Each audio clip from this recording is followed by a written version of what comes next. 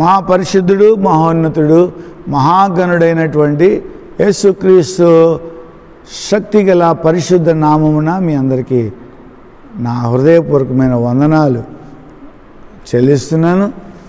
దేవుని బిడ్డారా, దేవుడు మిమ్మల్ని దీవించునుగాక. నా పేరు పాస్టర్ సెలెస్టియల్ బాబు, ఎంసీ బాబు. ఈ ప్రాంతంలో నన్ను ఎంసీ బాబు పాస్టర్ అని పిలుస్తారు. దేవుని బిడ్డరా, దేవునికి స్తోత్రం కలుగునుగాక. ఈ అవకాశం నాకు కలిగించిన మా ప్రియ సహోదరుడు లోహిత్ పాస్టర్ గారికి నేను వందనాలు చెల్లిస్తున్నాను. ఈ ఛానల్ ద్వారా ప్రభువును, మన రక్షకుడైన యేసుక్రీస్తుని గురించి మీతో మాట్లాడడానికి, నేను మీకు తెలియచేయడానికి, నేను ఆయన పక్షంగా నిలబడడానికి చాలా సంతోషిస్తున్నాను. నాతో పరిశుద్ధాత్మ దేవుడు కూడా ఉన్నారు. ఆయన నేను కలిసి ఈ స్వరం వినుచున్న ప్రియులకు, మీ అందరికీ నేను ఈ మాటలు తెలియజేస్తున్నాను. దేవుని బిడ్డరా, దేవునికి స్తోత్రం. ఈ పరిశుద్ధ గ్రంథమైన బైబిల్ ఒక శ్రేష్టమైనటువంటి గ్రంథం. ఒకవేళ భూమి మీద ఉన్న మనుషులందరూ, ఏ జాతి వారైనా, ఏ కులం వారైనా, ఏ మతం వారైనా, ఏ ప్రాంతం వాళ్ళైనా, దేవుడు ఉన్నాడు అన్నవారైనా, లేడు అన్నవారైనా, యేసు దేవుడు కాదు అన్నవారైనా, ఒకవేళ ఈ బైబిల్ గ్రంథమును గనక ఒక 10 సార్లు చదివితే, ఆ దేవుడి సహాయమును కోరి, నేను ఇప్పుడు అన్నా కదా పరిశుద్ధాత్మ అని, ఆ ఆత్మస్వరూపి అయిన దేవుడి సహాయముతో కనుక చదివితే ఆయన మీకు అన్నీ ఎక్స్ప్లెయిన్ చేస్తాడు. ఇదేంటి అప్పుడు మాత్రం నీకు ఈ గ్రంథం అర్థమవుతుంది. నేను 35 సంవత్సరాల నుంచి ఈ బైబిల్ గ్రంథాన్ని చదువుతూ ఉన్నాను. దేవుని బిడ్డరా, దేవుడు నాకు నేర్పించిన విషయాల్లో కొన్ని మీకు తెలియజేస్తాను.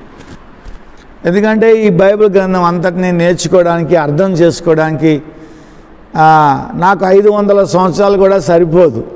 నేను అంతకాలం బతకను. కాబట్టి ఇప్పటికే నాకు నేర్పించిన కొన్ని విషయాలు మీకు నేను తెలియజేస్తాను.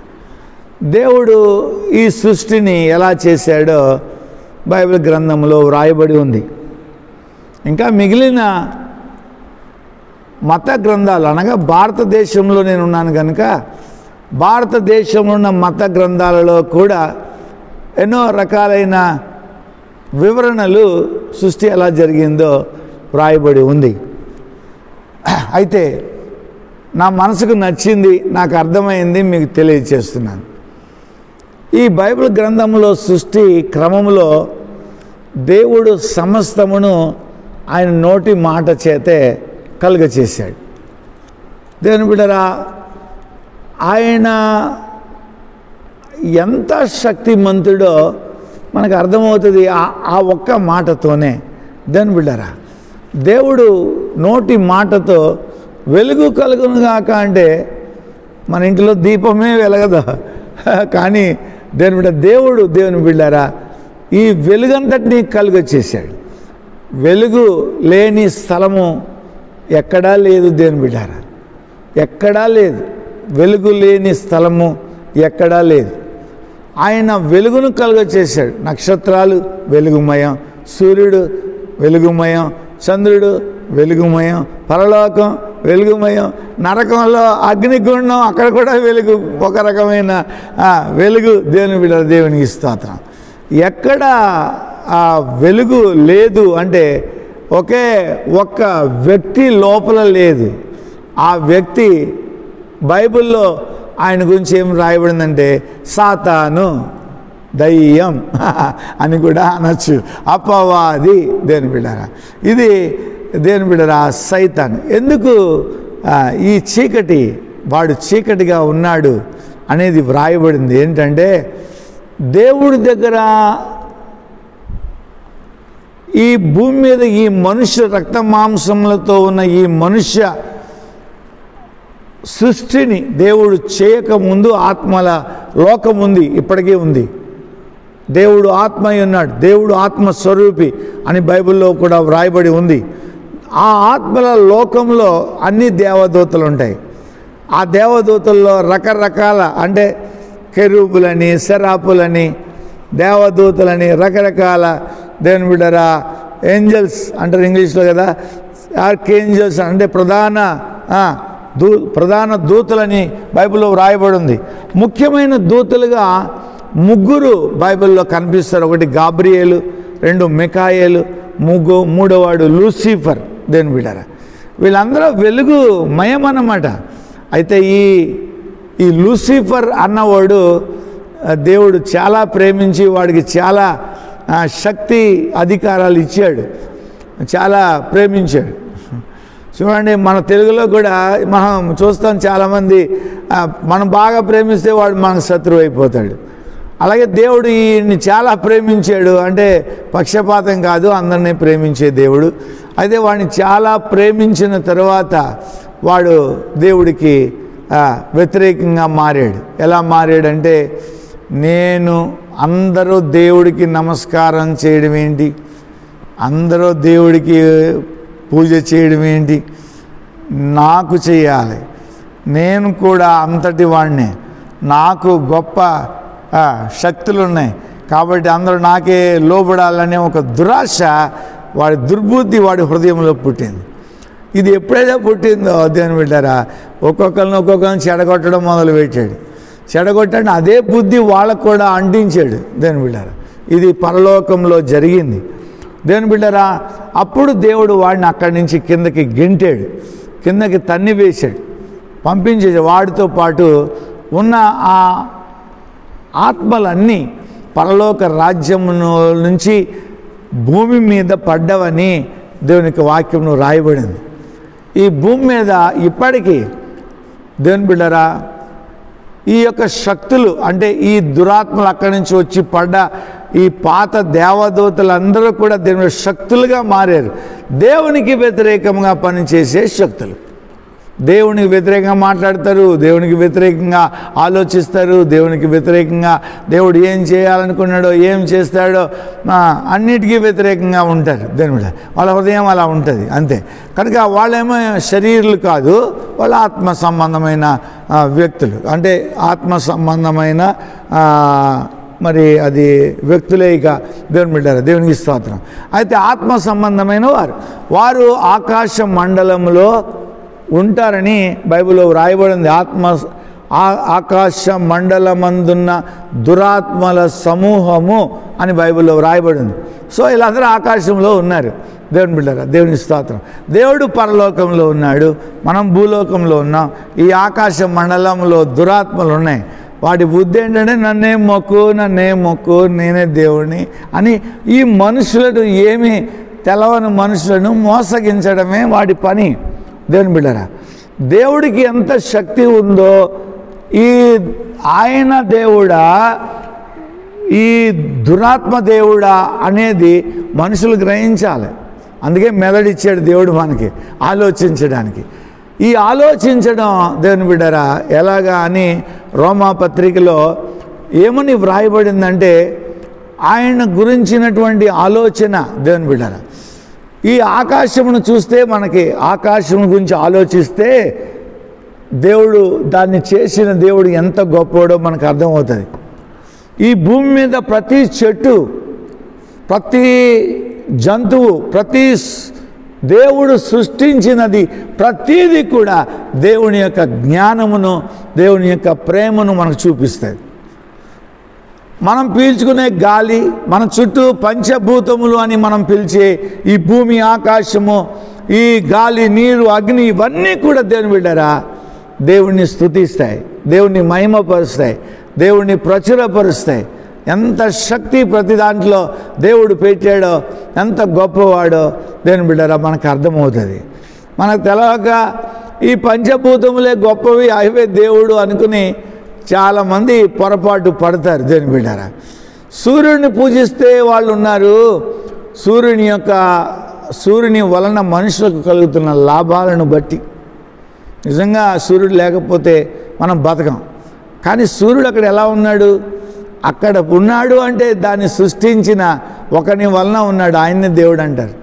సృష్టించిన సృష్టికర్తను వదిలిపెట్టి ఈ మధ్యలో మనకి ఏది లాభం చేస్తుందో దానికే మొక్కితే అది సరైన భక్తి అనిపించదు అని మనకి ఈ బైబిల్ గ్రంథాన్ని చదువుతుంటే అర్థమవుతుంది.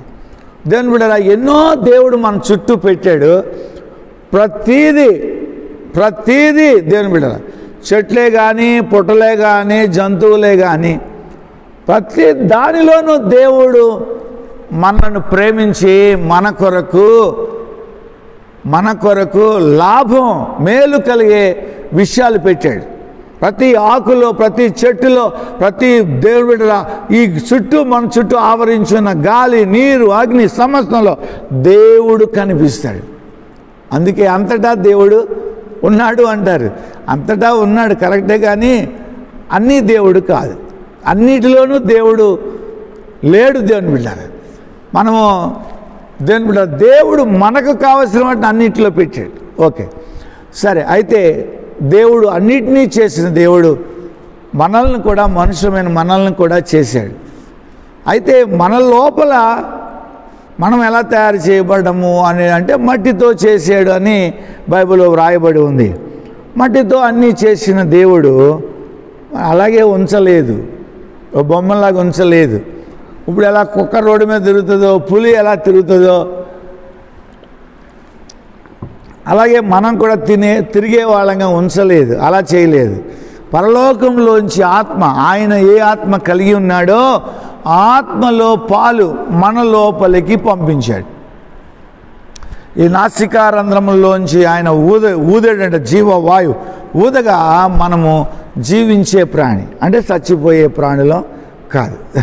చాలామంది దేవుడి గురించో లేక సరిగ్గా తెలవకో, సరిగ్గా ఆలోచించలేకో, మన జీవితం ఇంతే, భూమి మీదే కథం, ఇక్కడితోటే మన బతుకు అయిపోయింది అనుకుంటారు. కానీ మనలో ఒక ఆత్మ ఉంది.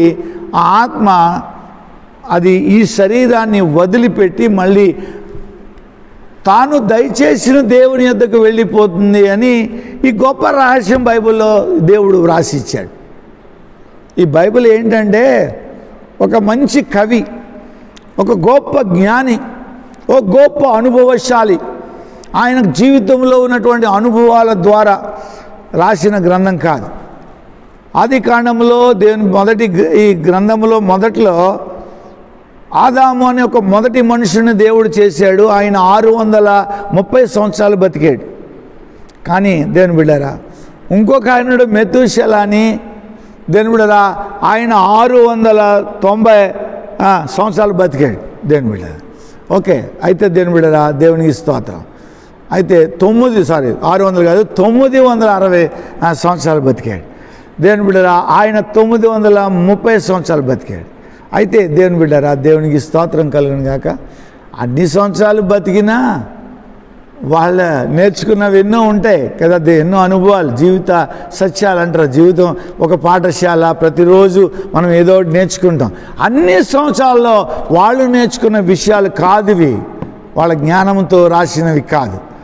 దేవుడు ఆత్మస్వరూపే ఏ వ్యక్తిలోనికి వచ్చాడో ఆ వ్యక్తిలో నుంచి దేవుడు రాయుడు కనుక ఆ వ్యక్తి చేత రాయించి మనకిచ్చాడు ఈ గ్రంథం. ఇది శ్రేష్టమైన గ్రంథం. 40 మంది గొప్ప ప్రవక్తలను లేకుంటే దేవుని పిల్లల్ని ఏర్పాటు చేసుకుని వాళ్ళ జ్ఞానం పక్కకు పెట్టి, వాళ్ళ అనుభవ జ్ఞానం పక్కకు పెట్టి, పరలోకం నుంచి దేవుడు దిగి వచ్చి ఆయన ఆత్మ ద్వారా వారి చేత ఈ గ్రంథాన్ని మనకు వ్రాయించి ఇచ్చాడు. ఇందులో జీవం ఉంటుంది. దేని బిడ్డారు, ఇది మనుషులను బతికిస్తుంది. అంటే అర్థం ఏంటంటే తిండి లేని వారికి తిండి పెడుతుంది, రోగులకు స్వస్థపరుస్తుంది, ఈ వాక్యం నెమ్మదిస్తుంది, శాంతినిస్తుంది, పాపం నుంచి విమోచన కలుగచేస్తుంది, మనం పాపులమని తెలియజేస్తుంది. ఈ వాక్యం ప్రాణం ఉంటుంది ఇందులో. నువ్వు ఏడుస్తూ పడుకున్నప్పుడు, కృంగిపోతూ పడుకున్నప్పుడు ఇది చదివితే దేవుడు నీతో మాట్లాడుతూ ఉంటాడు. మనుషులు ఎవరు ఇవ్వలేని గొప్ప ఆదరణ ఇది ఇస్తుంది ఈ వాక్యం. ఒకని తల్లి వాడిని ఆదరించినట్లు నేను ఆదరిస్తున్నాడు ఇగో ఈ వాక్యం ద్వారానే. ఎంత గొప్ప వాక్యం దేవుని బిడ్డారా, దేవునికి స్తోత్రం. ఈ శ్రేష్టమైన గ్రంథంలో వ్రాయబడిన మాటల ప్రకారం దేవుని బిడ్డరా, మనిషిలో ఆత్మ ఉంది, ఆత్మ తిరిగి దేవుని దగ్గరికి వెళ్ళిపోతుంది. నువ్వే కులమో మతం ఈ మన భారతదేశంలోనే కులం కులం కులం అని పెట్టుకుని మనకు వచ్చి పడ్డాయి. ఓకే, అవన్నీ పక్కకు పెట్టుకుంటే దేవుని బిడ్డరా, ఒక్కరోజు మనం చచ్చిపోతాం, అది ఏదో రోజు మనకు తెలియదు. ఒక్కరోజు మన ఆత్మ ఈ శరీరం సెపరేట్ అయిపోతాయి. డాక్టర్లు సెపరేట్ చేయలేరు దేవుని బిడ్డరా, కేవలం దేవుడు మాత్రమే. 90 కీర్తనలో రాసి ఇచ్చాడు దేవుడు ఏంటంటే, నరులారా తిరిగి రండి అని ఒక దినమున పిలుస్తాడట. ఏ దినమున ఎవరి పేరు పిలుస్తాడో తెలియదు. నన్ను పిలిస్తే, ఇప్పుడు పిలిస్తే నేను ఇప్పుడే వెళ్ళిపోవాలి, నిన్ను పిలిస్తే నువ్వు వెళ్ళిపోవాలి. నేను రాను అని చెప్పడానికి ఎవరికి ఏ శక్తి లేదు. నిన్ను ఆపగలిగిన శక్తి, నిన్ను ఆపగలిగిన దూతలు, నిన్ను ఆపగలిగిన మనుషులు, మాంత్రికులు, నిన్ను ఆపగలిగిన వైద్యం ఈ లోకంలో లేదు దేని బిడ్డారు, లేదు. ప్రభువు పిలిస్తే వెళ్ళిపోవాలి అంతే, ఇంకేమి ఆటంకం ఉండదు, ఆ అడ్డుబండలు లేవు. కనుక దేవుని బిడ్డారా, దేవుని స్తోత్రం. ఆత్మ దేవుని యొద్ద నుంచి వచ్చింది, కానీ మళ్ళీ దేవుని యొద్దకే వెళుతుంది, కానీ దేవుడు పరలోకంలో ఉంటాడు, అక్కడికి వెళ్ళదు. ఎక్కడికి వెళ్తున్నాయా అంటే, ఇంకొక స్థలము కూడా ఉంది వెళ్ళడానికి. ఏంటంటే దాన్నే నరకం అంటారు. అందరూ, అన్ని మతాలు, అన్ని గ్రంథాలు మనకు తెలియజేసిన సత్యం ఏంటంటే, అక్కడ నరకం ఉంది, పరలోకం ఉంది.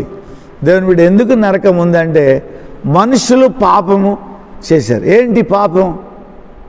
పాపం ఏంటో తెలవని వాళ్ళు కూడా ఈ లోకంలో ఎంతోమంది ఉన్నారు. అసలు పాపం అంటే ఏంటో ఎరగని ప్రజలు, అమాయకులు ఎంతోమంది ఉన్నారు దేవుని బిడ్డలారా. వాళ్ళకి చెప్పేటోడు ఎవడో లేడు. దేవునికి స్తోత్రం దేవుని బిడ్డలారా. అందుకే క్రైస్తవులమని మేము మా జీవితాలు సమర్పించుకుని మనుషులకు తెలవనటువంటి ఆ పాపము గురించి, ఇదిగో ఇది పాపం అని చెప్పడానికి దేవుని బిడ్డలారా మా ప్రాణాలు, మా బతుకులు సమర్పించుకుని ప్రపంచమంతా తిరుగుతున్నాం, జీవితాలు త్యాగం చేస్తున్నాం, ప్రాణాలు అర్పిస్తున్నాం, పాపం అంటే తెలియచేయడానికి. ఎందుకంటే ఆ పాపమే మనుషులను నరకానికి తీసుకెళ్తుంది. ఈ రక్తమాంసములు పరలోకం వెళ్ళాం. ఈ ఆత్మ ఒక్కటే అక్కడి నుంచి వచ్చింది, కానీ అక్కడికి వెళ్తుంది.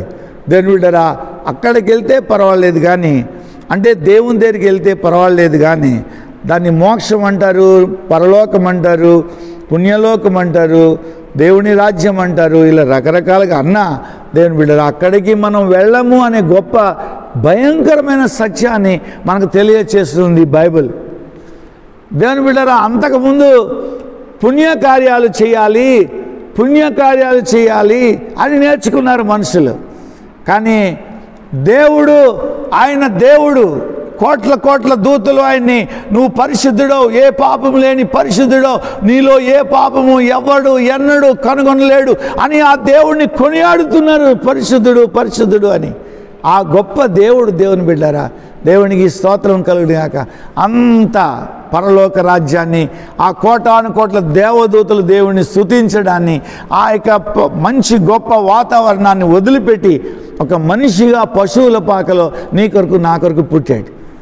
33.5 సంవత్సరాలు ఈ భూలోకానికి నట్టనడి గ్రామమైన దేశమైన ఇశ్రాయేలు దేశంలో నజరేతు లేకుంటే బెత్లెహేము అనే గ్రామంలో పుట్టి, నజరేతు అనే గ్రామంలో పెరిగి 33 సంవత్సరాలు ఆయన ఆ ప్రాంతం అంతా తిరిగి, దేవుని బిడ్డరా, మనము నరకానికి వెళ్తున్నాము, మనం ఏమేమి చేస్తే పాపులమో, ఆ దేవుడి మాట మనం ఎలా వినడం లేదో అది మనకు తెలియచేశాడు.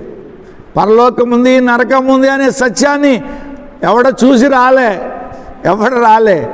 ఒక్కడే వచ్చాడు. అక్కడి నుంచి వచ్చినోడు మాత్రమే తెలియచేశాడు. ఆయన పేరే యేసుక్రీస్తు. దేవుని బిడ్డరా, ఆయన చనిపోయాడు, బతికాడు తిరిగి 3వ రోజున. ఇప్పుడు బతికే ఉన్నాడు. ఎంతమందో నేను దేవుడిని అని చెప్పొచ్చు, మంచోడిని చెప్పొచ్చు, పరిశుద్ధులని చెప్పొచ్చు, చెప్పిన వాళ్ళు ఉన్నారు. కానీ వాళ్ళు వెళ్ళి మళ్ళీ రాలేదు, వాళ్ళు చచ్చి మళ్ళీ తిరిగి లేవలేదు. ఎక్కడ ఏ ఆధారము లేదు. నజరేయుడైన యేసుక్రీస్తుకు మాత్రం భూమి మీద ఆయన పుట్టాడు అనడానికి ఆధారం ఉంది, చచ్చాడు అనడానికి ఆధారం ఉంది, ఆయన మోసిన సిలువ ఆధారం ఉంది, ఆయన తిరిగి లేచాడనడానికి, ఆయన చనిపోయి సమాధి చేయబడిన సమాధి ఆధారం ఉంది. దేవుని బిడ్డారా, దేవునికి స్తోత్రములు కలుగును గాక. ఇప్పటికీ అందరితోటి కనబడి మాట్లాడుతున్న భక్తులు నీలాంటి వాళ్ళు, నాలాంటి వాళ్ళు ఈ లోకమంతా ఎంతోమంది ఉన్నారు. దేవుని బిడ్డారా, ఇవన్నీ కూడా సజీవ సాక్ష్యాలు. దేవుని బిడ్డారా, దేవునికి మహిమ కలుగును గాక. ఈ గొప్ప దేవుడు యేసయ్య చెప్పిన మాట ప్రకారం మనం చనిపోయి నరకానికి వెళ్ళిపోతాం. మనం పాపం చేస్తున్నాం. ఏం పాపమయ్యా, ఏం పాపమయ్యా? నేను ఎక్కడ వ్యభిచారం చేయను, నేను ఎక్కడ అబద్ధం ఆడను, నేను ఎక్కడ పాపము ఇంకేది ఎవరిని కొట్టను, ఎవరిని తిట్టను, ఎవరిని చంపాను, ఇంకేం పాపమయ్యా అంటే ప్రభు అన్నాడు. బైబిల్లోనే వ్రాయబడి ఉంది. దేవుడు చెప్పిన మాట ఏంటంటే, ఈ దేవుని మాట, ఈ పరిశుద్ధ గ్రంథంలో వ్రాయబడిన దేవుని మాట నువ్వు వినకపోవడం, ఆ ప్రకారంగా జీవించకపోవడం, ఆయన మాటను గౌరవించకపోవడం, లేదంటే నమ్మకపోవడమే పాపం. దేని మిళ్ళారా, ఈ సత్యం మనం గ్రహించాలి. దేవుని మాట వినకపోవడమే పాపం. మరి ఏం చెప్పాడయ్యా తెలవాలంటే బైబిల్ గ్రంథం చదవాలి. దేవుడు ఏం చెప్పాడయ్యా, బైబిల్ గ్రంథం చెప్పాలి. అదొకటే ద్వారానే నీకు నాకు తెలుస్తుంది. లోకమంతా ఏం చెప్తుందయ్యా, ఏది నీతి, ఏది మంచి బతుకు, ఏ బతుకు బతకాలి, మంచి బతుకు అంటే ఎలాగుంటుంది, ఏం చేస్తే ఏమి లాభం వస్తుంది, ఏం చేస్తే ఐశ్వర్యవంతులు అవుతాం, ఏం చేస్తే మనం గొప్పవాళ్ళం అవుతాం, ఇది చెప్పుతుంది లోకంలో ఉన్న మనుషులు, లోకంలో ఉన్న గ్రంథాలు, లోకంలో ఉన్న మనుషుల తెలివితేటలు. దేవుడు మనుషుల జ్ఞానములకు మించిన దేవుడు చెప్పింది ఇందులో వ్రాయబడి ఉంది. ప్రతి మాట బతుకు జీవం కలుగ చేస్తుంది. నా ప్రేమని దేవుని బిడ్డరా, ఈ గొప్ప దేవుడు యేసయ్య చెప్పిన మాటలు చదివితే దేవుని బిడ్డరా మనం బతుకుతాం. ఈ ఆకాశ మండలంలో చెప్పాను మీకు, దురాత్మలు ఉంటాయి, దురాత్మల సమూహములు ఉంటాయంట. వాటికి అధిపతి సాతాను. దేవుని బిడ్డరా, వాడిని ఓడించి మనిషిగా వచ్చిన యేసయ్య వాడిని ఓడించి, అంటే ఓడించడం అంటే యుద్ధం, అంటే యుద్ధం అంటే ఏంటంటే వాడు చేసే యుద్ధం ఏంటంటే నీ చేత నా చేత భూమి మీద మనిషిగా పుట్టిన ప్రతి వాడి చేత పాపము చేయించడమే వాడి పని. ఆ పాపము వాడు చేయించలేక ఓడిపోయింది ఒకే ఒక్క మనిషి ఎదుట. దేవుని బిడ్డరా, మనిషిగా వచ్చిన నజరేయుడైన యేసు క్రీస్తు ఎదుట. ఇంకెవ్వరు కూడా ఏ పాపము చేయించాడు ఎవరిని మనం చూడలేం. శరీరాన్ని, శరీర కోరికలను, మనసు కోరికలను జయించిన వాడిని ఎవరిని మనం చూడలేం. దేవుని బిడ్డరా, ఎక్కడా చూడలేం. ఒక్కడే దేవుని బిడ్డరా, శరీరంలో కానీ, మనసులో కానీ, ఊహలో కానీ, దేవుని బిడ్డరా, మాటలో కానీ, క్రియలో కానీ ఏ పాపము చేయని వ్యక్తి ఒకే ఒక్కడు, ఆయన పేరే నజరేయుడైన యేసు క్రీస్తు. దేవుని బిడ్డరా, దేవునికి స్తోత్రం కలుగును గాక. చాలామంది ఈ లోకంలో మతాల మధ్య, అంటే మతం కలిగి మతాన్నే ప్రేమిస్తారు, దేవుడిని ప్రేమించరు. మతాన్నే ప్రేమిస్తారు. మతం అంటే అండి, ఏ మతమైనా ఎందుకు పుట్టిందంటే మనిషిని దేవుని ఎదుగు చేర్చాలి అని, దాన్నే మతం అంటారు. అయితే యేసు ప్రభు ఏం చెప్పాడంటే, నేనే ఆ మార్గమును, పరలోకం నువ్వు చేరాలి అంటే నేనే, నా ద్వారా తప్ప ఇంకే మార్గం లేదు. నువ్వు ఏ మతం పెట్టుకున్నావో నాయనా, ఏ మార్గం పరలోకానికి వెళ్ళడానికి ఏర్పాటు చేసుకున్నావు బిడ్డ, మేమేమి అనడంలే, కానీ అది నేను చేరుస్తుందో లేదో మేక్ ష్యూర్. నీవు గ్యారెంటీగా తెలుసుకో, అది తీసుకెళ్తుందో మధ్యలో నేను ముంచేస్తుందో. దేవుని బిడ్డ, ప్రభు అయితే చెప్తున్నాడు, నేనే ఆ మార్గమును, సత్యమును, జీవమును, నా ద్వారా తప్ప ఎవడు పరలోక రాజ్యం చేరడు. ఈ మాట సత్యమని, ఇది నిజమని, మనుషులను మారుస్తుందని, మనుషులను చెడుదలను తీసేస్తుందని, ఆయన కాచిన రక్తంతో మనుషులు టోటల్గా పరిశుద్ధులు అవుతారని ప్రపంచవ్యాప్తంగా 2000 సంవత్సరాలు కాదు, భూమి పుట్టింది మొదలుకొని ఇప్పుడు వరకు దేవుని బిడ్డరా మనుషులు పరిశుద్ధులు అవ్వడానికి ఒకే ఒక్క నామం, యేసు క్రీస్తు నామం మనుషులకు సహాయం చేస్తూనే ఉంది, ఇంకా చేస్తూనే ఉంది. ఈ రోజుకి ఇంకా ఎవరైనా యేసయ్యా నేను పాపిని అంటే ఖతం, దేవుడు వారి పాపమును క్షమించేస్తాడు. అరే ఇదేం దేవుడయ్యా, ఎంత పాపం చేసినా పర్లేదా? కాదు, పర్వాలేదు కాదు. నువ్వు చేస్తుంది పాపం నువ్వు కాదు, ఆ దురాత్మ సమూహం నీ చేత చేయిస్తున్నారు నిన్ను నరకానికి పంపించడానికి. మరి వాటి సంగతి అవి కూడా నరకానికే వెళ్తాయి. ఏ దుష్ట శక్తి, ఏ దురాత్మ, దేవునికి చెందని ఏ ఆత్మను తప్పించుకోలేదు. అన్నీ కూడా అగ్ని గంధకములతో మండు గుండములో ఆ సాతాను గాడితో సహా దేవుడు వేసేస్తానికి దినములు నియమించాడు. దేవుని బిడ్డారా, ఈ లోపు దేవుని బిడ్డారా నీ చేత పాపం చేయించాడు, వాడు నరకానికి వెళ్ళాలి. పాపం చేసిన నీకు తెలవదు, అమాయకుడు అమాయకురాలో నిన్ను రక్షించడానికి యేసుక్రీస్తు ప్రభువారు ప్లాన్ చేశాడు ఒక ప్రణాళిక. ఏమనంటే నీ పాపం ఆయన భరించాలి. మీరు బైబిల్ చదివేటప్పుడు యెషయా గ్రంథం, ప్రవచన గ్రంథం 53వ అధ్యాయం మీరు చదవండి. అందులో వ్రాయబడి ఉంది, ఆయన సిలువలో వ్రేలాడాడు, ఏ పాపము లేదు. జడ్జీలు తీర్పు తీర్చారు ఆయనలో పాపం లేదని, ఏ పాపము దొరకట్లేదు ఆయనలో అని. ఎతికి సచ్చారు ఎన్నో గంటలు, ఎక్కడ పాపం ఆయన మాటలో కానీ క్రియల్లో కానీ ఎక్కడ వారికి దొరకలేదు. అన్యాయంగా సిలువ వేశారు. ఎందుకో తెలుసా? నీవు చేసిన పాపాలకు శిక్ష నేనే అనుభవించాలి అని ప్రభువే నిర్ణయించుకున్నాడు. నీ శిక్ష ఆయన అనుభవించాలని ఆయనే ప్లాన్ చేసుకున్నాడు. అది మనుషుల వలన కలిగింది కాదు, సిలువ వేసింది. దేవుని బిడ్డారా, నీ వ్యసనము ఆయన భరించాడు, నీ అతిక్రమములు ఆయన అనుభవించాడు, నీవు చేసిన పాపాలకు శిక్ష ఆయన అనుభవించాడు. నీ పాపం పోవడానికి పరిశుద్ధ రక్తమును యేసు క్రీస్తు ప్రభువారు సిలువలో చిందించాడు. దేవుని బిడ్డారా, దేవునికి స్తోత్రం కలిగింది కాక. ఆ గొప్ప రక్తం ఏ మనిషినైనా ఎవరినైనా పరిశుద్ధపరుస్తుంది. దేవుని బిడ్డారా, ఎంత ఘోర పాపినైనా పరిశుద్ధపరచగలిగిన శక్తి ఆ యేసు రక్తానికి ఉంది. ఎందుకు ఉంది? ఆయన ఒక్క రక్తానికే. ఎందుకంటే నీ పాప శిక్ష ఆయన అనుభవించి ఆయన నీ కొరకు ఆ రక్తాన్ని కార్చాడు. కాబట్టి ఇప్పుడు ఆ రక్తంతో నిన్ను కడగొచ్చు అని ఈ గ్రంథంలో వ్రాయబడి ఉంది. ఏమంటా అంటే యేసు రక్తం ప్రతి పాపము నుండి మనలను పవిత్రులుగా చేయును. అబ్బా, ఎంత గొప్ప మాట దేవుని బిడ్డారా! ఇదే గ్రంథం, ఇదే మాట దేవుని బిడ్డారా ఇంకా కొన్ని మత గ్రంథాల్లో కూడా మనం చూడొచ్చు. దేవుని బిడ్డారా రాయబడి ఉంది. ఆ రక్తం దేవుడి రక్తం అయి ఉండాలని కూడా రాసి ఉంది. ఆ రక్తం గొర్రెల మేకల రక్తము కాదు, అది దేవుడు కొరకు, దేవుడు మన కొరకు రక్తం కార్చాలని కూడా వ్రాయబడి ఉంది. దేవుని బిడ్డారా, మనుషులకు మైండ్ సరిగ్గా ఆలోచిస్తే అర్థమవుతుంది. దేవుని బిడ్డారా, దేవునికి స్తోత్రం. మరి ఎందుకు ఆ రక్తం పనిచేయదయా అంటే తద్రక్తం పవిత్రానైన పుణ్యదాన బలియాగమని భక్తులు రాసే పెట్టారు. ఆ రక్తం దేవుడే చిందించాలి. ఎందుకంటే ఈ భూమి మీద ఉన్న గొర్రెలు మనం కోస్తాం, బర్రెలు కోస్తాం, మేకలు కోస్తాం, ఎద్దులు కోస్తాం, ఇంకా ఏమేమి కోస్తారో లోకంలో ఎక్కడెక్కడ మనుషులను కోసేటోళ్ళు ఉన్నారు. ఎన్ని కోసినా ఓ నాయనా, నీ పాపము నుంచి నిన్ను విడిపించగలిగే రక్తము కలిగింది ఈ లోకంలో ఏది లేదు, ఈ భూమి మీద లేదు. ఎందుకు భూమి మీద లేదంటే దేవుడు ఎప్పుడో ఈ మనుషులు చేసిన పాపమును బట్టి ఈ భూమినే శపించాడు. శపించబడిన దానిలో పవిత్రమైనది ఏదైనా ఉంటుందా? ఏది ఉండదు. అందుకే లేదు. అందుకే నీకు పరిశుద్ధ రక్తం కావాలి.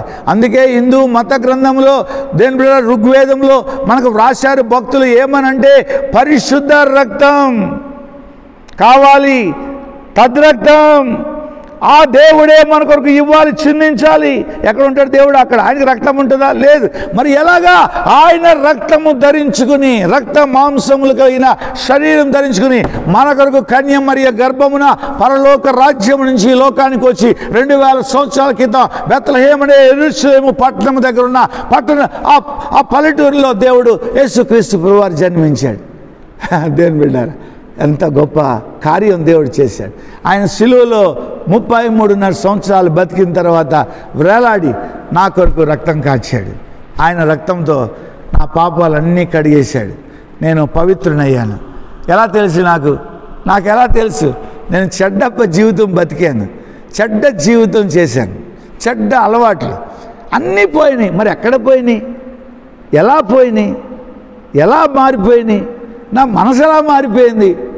ఎప్పుడు పాపం చేయాలని ఆలోచించే నేను పాపం అంటే దూరంగా పరిగెట్టే పరిస్థితి ఎందుకు వచ్చింది? ఈ మనసు ఎలా మారింది? దేవుని బిడ్డలారా, దేవునికి స్తోత్రం కలుగును గాక. ఈ ఒక్క దేవుడే గజ దొంగలను పోలీసు వాళ్ళు ఎన్ని దెబ్బలు కొట్టినా వాడు మళ్ళీ దొంగతనానికి వెళ్తాడు. కానీ ఈ యేసు రక్తంతో వాడు ఒక్కసారి కడగబడితే ఇంక ఎన్నడూ దొంగతనం చేయడు. వ్యభిచారులు, రోజంతా వ్యభిచారం చేసే వ్యభిచారిణులు, దేవుని బిడ్డలారా, దేవునికి స్తోత్రం, ఈ యేసు రక్తంతో కడగబడితే ఎన్నడూ జన్మలో మళ్ళీ వ్యభిచారంకి వెళ్ళరు. దేవుని బిడ్డలారా, దేవునికి స్తోత్రం.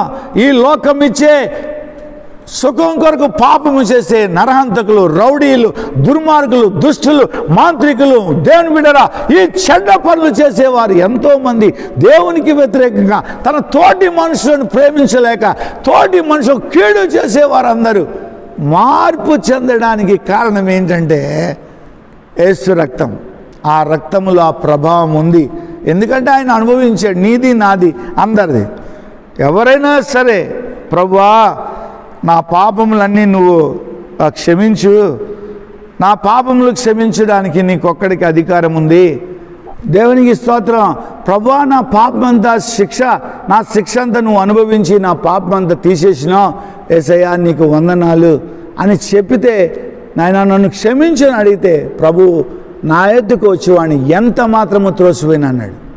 నువ్వెంత ఘోర పాపమైనా సరే దగ్గర చేర్చుకుని ముద్దు పెట్టుకుని ఆయన రక్తంతో కడిగి నిన్ను పవిత్రపరిచి పరలోక రాజ్యం చేర్చడానికి సిద్ధంగా ఉన్నాడు. చేతులు చాపి కన్న కొడుకును కన్న బిడ్డను పిలిచడం నేను పిలుస్తున్నాడు. దేవుని బిడ్డ రా, నువ్వేం మానక్కర్లే నీ పాప అలవాట్లు, నువ్వేం వదిలిపెట్టక్కర్లే, ఆయన చూసుకుంటాడు. రా, ఆయన చేతికి అప్పగించు.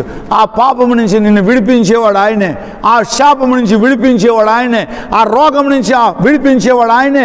నీకు మేలు కావాలా? మేలు చేసే యేసయ్య కావాలా? దేవుని బిడ్డ, నీకు ఒక్క మేలు సరిపోద్దా? సరిపోదు. ఎప్పటికీ మేలు చేసే యేసయ్య నీకు కావాలి. పరిశుద్ధపరిచే యేసయ్య తప్ప ఈ లోకంలో మనకు ఎవరు లేరు. ఎందుకంటే ప్రతిరోజు మనం ఏదో ఒక తప్పు చేస్తాం. దేవుని బిడ్డ, మాటలో తప్పిపోతాం. మన శరీరము రకరకాలుగా కామ క్రోధ మదమత్సరాలు ఏదో ఒకటి ఎక్కడో చోట చిక్కుకుంటూ ఉంటాం. అవన్నీ దేవుడికి ఇష్టం లేని పనులు. దేవుని బిడ్డ, నిన్ను కడిగి పవిత్రపరచగలిగే ఏకైక స్థలం దేవుని సన్నిధి, అంటే దేవుడు ఉన్న స్థలం. దేవుడు ఎక్కడ ఉన్నాడంటే నువ్వు పిలిస్తే నీ పక్కనే ఉన్నాడు. యెహోవా నీ కుడి పక్కన నీడగా ఉన్నాడని వ్రాయబడి ఉంది. దేవుని బిడ్డ, నువ్వు ఎక్కడ మోకరించినా సరే, చెట్టు కింద, రోడ్డు మీద, బస్సులో, ఆటోలో, నువ్వు ఉన్న స్థలంలో, ఇంటిలో, దేవుని బిడ్డ బొందల గడ్డలో అయినా సరే, నువ్వు ఎక్కడ మోకరించినా, ఎక్కడ ప్రార్థన చేసినా, ఎక్కడ యేసయ్యా అని పిలిచినా, నా బిడ్డ, నా కొడుకా అని పిలిచే గొప్ప మనస్సు కలిగిన వ్యక్తి యేసయ్య. దేవుని బిడ్డారా, ఇంత గొప్ప దేవుడు నేను కనుగొనలేవు. ఇదంతా ఏంటంటే మేము చెప్పినామంతే. దేవుని బిడ్డ, ఇది అవునా కాదా రుచి చూడు. ప్రభువు దగ్గరికి రా, నీ పాపాలు ఒప్పుకో. గుడికి వెళ్ళడానికి సస్తావు నా కులము అని. నీ కులం నీకేం మేలు చేయదు నాయన. అమ్మ, నీ కులం నిన్ను రక్షించదు. నీ బంధువులు, నీ రక్త సంబంధులు, నీ తల్లిదండ్రులు, నీ తోడబుట్టిన వారు, నీ ఆస్తి ఐశ్వర్యం, బిడ్డ, నీ పేరు, నీ ఘనత, ఏది నీకు రక్షణ ఇవ్వదు. ఏది నీకు రక్షణ ఇవ్వదు. అంటే అర్థం ఏంటంటే నిన్ను మోక్షం, పరలోకం చేర్చదు. నీ ఆత్మకు శాంతి బతికొండగా రాదు, సత్యం తర్వాత కూడా రాదు. దేవుని బిడ్డ, ఎన్నో పద్ధతులు గొప్ప గొప్ప జ్ఞానులు పరిచయం చేశారు. చచ్చిపోయిన తర్వాత ఇలా చేస్తే వీడికి ఆత్మకు శాంతి కలుగుతుంది, ఇగో ఇలా కాదు ఇలా చేస్తే వీడికి శాంతి కలుగుతుంది, ఇలా కాదు ఇలా చేస్తే ఎన్నో పద్ధతులు పెట్టారు. కులానికో పద్ధతి ఆత్మశాంతి కొరకు లేదు. ఆత్మశాంతి ఎవరికి కలగదు. ఒక్కడికే, ఎవడు పాపము లేదో వాడికే, పాపం పోగొట్టుకున్నాడో వారికే ఆ పాపం పోగొట్టుకోవాలంటే యేసు రక్తం కావాలి. యేసు రక్తంతో మాత్రమే పాప క్షమాపణ. వాడికి మాత్రమే పరలోకం వెళ్ళినోడికి మాత్రమే శాంతి. నరకానికి వెళ్ళినోడికి శాంతి లేదు. అక్కడ ఏడ్చి మొత్తుకోవాలి. దేవుని బిడ్డారా, ఏడ్చి అంగలార్చాలి, కానీ అగ్ని ఆరదు, నిన్ను కాలుస్తానే ఉంటుంది. ఎంతకాలం? యుగములు. నమ్మద్దు మంది చెప్పే మాటలు మోసం. ఇదిగో వాడు చూడలేదు, వాడు తెలవదు, దొంగ మాటలు చెప్తున్నాడు నీకు. ఇదిగో దేవుడు చెప్పిన మాట, యుగాలు నరకములో నీ ఆత్మ కాల్తనే ఉంటుంది. దేవుని బిడ్డ, దేవునికి స్తోత్రములు కలుగును గాక. యేసయ్య గొప్ప దేవుడు. బతుకున్నంతగా కాలం నీకు మేలు చేస్తాడు, నీతో ఉంటాడు, నీకు సహాయం చేస్తాడు. దేవుని బిడ్డ, నీ కొరకు పరిశుద్ధులైన, నీకంటే ముందు పరిశుద్ధులైన వారు ప్రతిరోజు నీ కొరకు ప్రార్థన చేస్తారు. ఏ అన్నదమ్ములు మా తమ్ముడిని కాపాడని కొబ్బరికాయ కొట్టేటోళ్ళు ఎవరు లేరు, వేరే వాళ్ళకి మొక్కేటోళ్ళు ఎవరో లేరు రోజు. కానీ క్రైస్తవులైన పరిశుద్ధులు, దేవుని బిడ్డరా, మన కొరకు ప్రతి దినము ప్రార్థన చేస్తారు. ప్రతి దినము కాదు, ప్రతి నిమిషం ప్రార్థన చేస్తారు. దేవుని బిడ్డ, నిన్ను దీవించాలని, ఆశీర్వదించాలని, నీకు మోక్షం దయచేయాలని. ఎంత గొప్ప దేవుని ప్రేమ నీ లోపలికి కూడా వస్తుంది. దేవుని బిడ్డ, క్రైస్తవుల్లో కూడా దొంగలు మస్తు మంది ఉన్నారు. ఎందుకంటే వారు దేవుని మాట వినరు. బాప్తీసం పొందేమంటారు, పేరు పెట్టుకుంటారు, మేము క్రైస్తవులం అంటారు. దేవుడు చేయొద్దన్న ప్రతి పాపము చేస్తారు. వారు క్రైస్తవులు కాదు, పేరుకే క్రైస్తవులు. లోకంలో పేరు పెట్టుకున్నాను నేను క్రైస్తవుడిని, కానీ పరలోకంలో ఉన్న యేసయ్య అంటాడట, ఆయనే రాసిచ్చాడు ఈ మాట, మీరు ప్రభువా ప్రభువా అని పిలిస్తే మీరు పరలోకం రారు. మీరు నేను చెప్పిన నా తండ్రి ఎలా ఏం చెప్పాడో, బైబిల్లో ఏదైతే వ్రాసి ఉందో ఆ ప్రకారం నువ్వు జీవిస్తేనే నీకు నాకు సంబంధం. దేవుని బిడ్డ, ఈ రోజున ప్రభు నిన్ను పిలుస్తున్నాడు. గుడ్డిగా క్రైస్తవుడినయ్యాను, మా అమ్మ నాన్న క్రైస్తవుడు, నేను క్రైస్తవ పేరు పెట్టుకున్నాను, బాప్తీసం తీసుకున్నాను, నువ్వేం పరలోకం వెళ్ళవు. కావస్తే పరలోకపులో నీకు ఈ లోకంలో ఉన్న మనుషులు క్రైస్తవ పద్ధతిలో నీకు సమాధి చేస్తారంతే. నీ ఆత్మ పరలోకం చేర్చేవాడు ఎవడో లేడు, ఎవ్వరు లేరు. ఒక్క యేసయ్యే. ఆ యేసయ్య మాటనే వినకపోతివి, ఆ యేసయ్యకే నువ్వు శత్రువు, ఆ యేసయ్యకే వ్యతిరేకివి. దేవుని బిడ్డ, దేవునికి స్తోత్రం. మాట్లాడుతున్న నేనైనా సరే, వింటున్న నువ్వైనా సరే, ఆయన మాట విని మనం ఆయనకు లోబడిపోదాం, మనం సరెండర్ అయిపోదాం ఆయనకి. మారు మనసు పొందండి అన్నాడు ప్రభు. ఎప్పుడు అదే మాట చెప్పాడు, మనసు మార్చుకోయ్యా, మారు మనసు పొందయ్యా, మనసు మార్చుకో నాయన. బిడ్డ, ఎందుకు ఈ లోకాన్ని ప్రేమిస్తావు? ఇది నీతో ఉంటుందా ఏమన్నా? నీకేమైనా మేలు చేస్తుందా ఏమన్నా? ఎందుకయ్యా జీవితాన్ని నాశనం చేసుకుంటావు, నీ ఆత్మ నరకంలో వేసుకుంటావు? నా మాట విని నా దగ్గరికి రా, నేను విశ్రాంతిని ఇస్తాను. నీ పాపమే నీ రోగానికి కారణం, నీ పాపమే నీ శాపానికి కారణం, నీ పాపమే నీ పిల్లల నాశనానికి కారణం, నీ పాపమే నీ భార్య పిల్లల నాశనం అయిపోవడానికి కారణం, నీ పాపమే నీ భర్త నాశనానికి కారణం, నీ పాపమే నీ గ్రామానికి నీ దేశానికి నాశనం అయిపోవడానికి కారణం నీ పాపమే అని ప్రభువు చెప్తున్నాడు. ఈ పాపం పోగొట్టుకోవడం నీతో కాదు, నీ తరం కాదు. దేవుని బిడ్డ, నీ చుట్టూ ఉన్న పుస్తకాల్లో రాసింది కాదు, దేవుడు చెప్పిన మాట బైబిల్ గ్రంథంలో ఉంది. ఆ మాటనే కరెక్ట్. దేవుని బిడ్డ, దేవునికి స్తోత్రం. ఎంత మంచి దేవుడు నిన్ను ప్రేమిస్తున్నాడు. నీ అవసరాలు తీరుస్తాడు, నీ కోరికలు తీరుస్తాడు, నీకు కావాల్సిన సహాయం చేస్తాడు, నువ్వు బతకడానికి ఆహారం ఇస్తాడు. మంచి గోధుమలతో కొండ తెనెతో నేను నిన్ను తృప్తిపరచునన్నాడు. నిన్ను రోగివై ఉంటే నిన్ను దర్శించడానికి వస్తాడు. ఆయన గాయములు నిన్ను స్వస్థపరుస్తాయట. అందుకే గాయములు చేతులలో కాళ్ళలో మేకులు కొట్టించుకున్నాడు, తలలో ముండ్ల కిరీటం, పక్కలో బల్లెపు పోటు. దేవుని బిడ్డారా, శరీరం అంతా వీపంతా కొరడాలతో కొట్టి దున్నినారు, భూమిని దున్నినట్టు. ఇదంతా ఎందుకు అనుకున్నా? నీ రోగం నుంచి నీకు స్వస్థత కలుగ చేయడానికి. ఈ రక్తం ఎందుకు అనుకుంటున్నావు? ఆఖరి రక్తపు చుక్క వరకు నీ కొరకు చిందించాడు. ఎందుకు అనుకుంటున్నావు?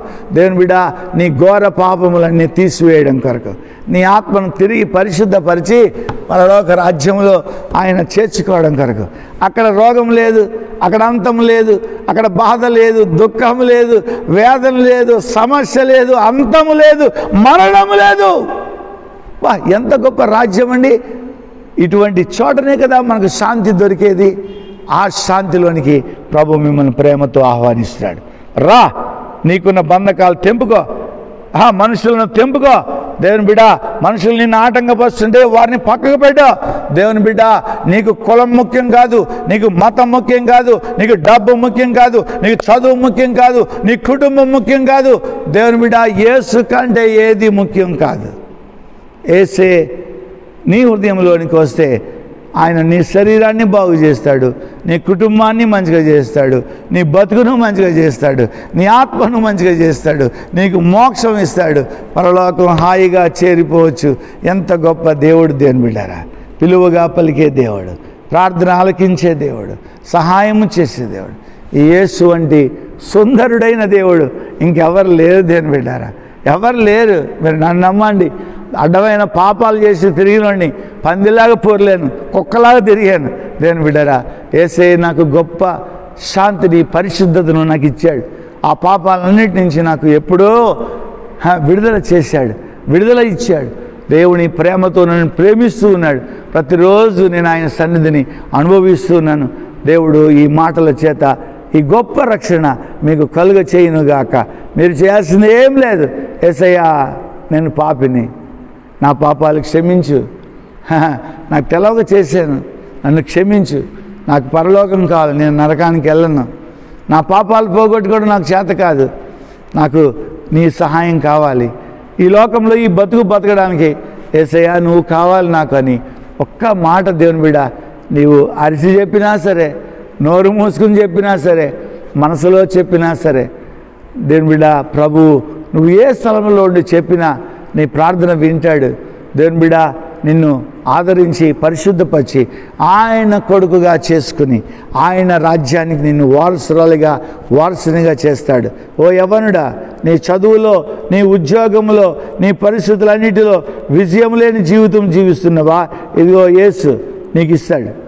నువ్వు కోరుకున్న విజయం, నువ్వు కోరుకున్న శాంతి, నువ్వు కోరుకున్న సమాధానం, నువ్వు కోరుకున్న నెమ్మది, అయ్యా ఓమా నీకు కావాల్సింది ఇదిగో ఇక్కడ ఉంది, ఇక్కడ ఉంది, యేసయ్య పాదాల దగ్గర ఉంది. ఎక్కడో వెతుకుతావండి, ఇక్కడ వెతుకు, నీకు కావాల్సింది దొరుకుతుంది. దేవుని బిడ్డ, ఎవ్వరం గొప్పలం కాదు. దేవుని బిడ్డ, అందరం దేవుని పిల్లలమే. నీవు దేవుని దగ్గరికి రా, దేవుడు నిన్ను ప్రేమిస్తాడు, నీకు రక్షణ, అదే గొప్ప దేవుని బిడ్డ దీవెన కలిగజేస్తాడు. నీ మనసు అంతా, మైండ్ అంతా కూడా నిండిపోద్ది. కళ్ళు మూసుకుని ప్రార్థన చేసుకో. దేవుని బిడ్డ, కళ్ళు మూసుకో.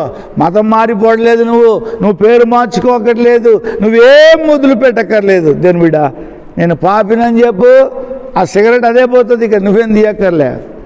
ఆ సారా అదే ఆగిపోతుంది, నువ్వేం తీయక్కర్లేదు. దేవుని బిడ్డ, నీ వ్యభిచారపు మనసు అదే మారిపోతుంది, ఇక నువ్వేం తీయక్కర్లే, నువ్వేం ప్రయత్నం చేయక్కర్లే.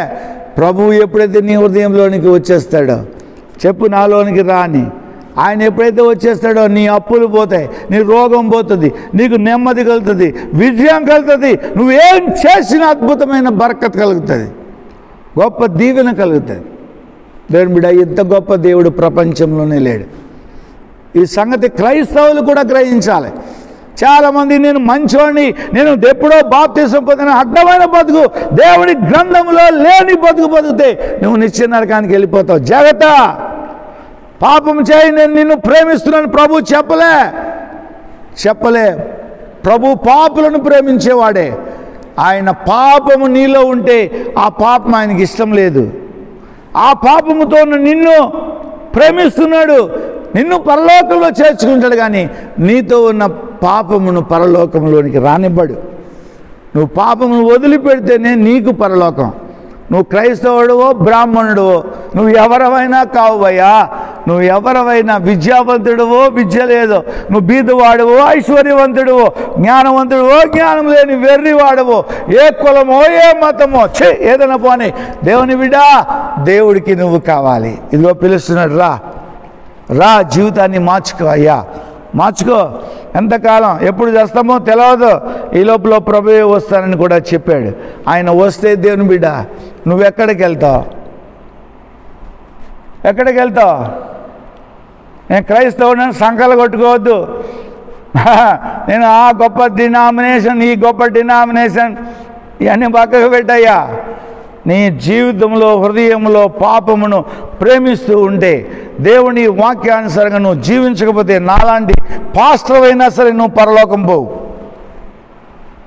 జాగ్రత్త, జీవితాన్ని మార్చుకో. అన్నిటికంటే ముఖ్యమైనది ఆత్మను కాపాడుకోవడమే. ఎందుకంటే ఆత్మకు చావులేదు.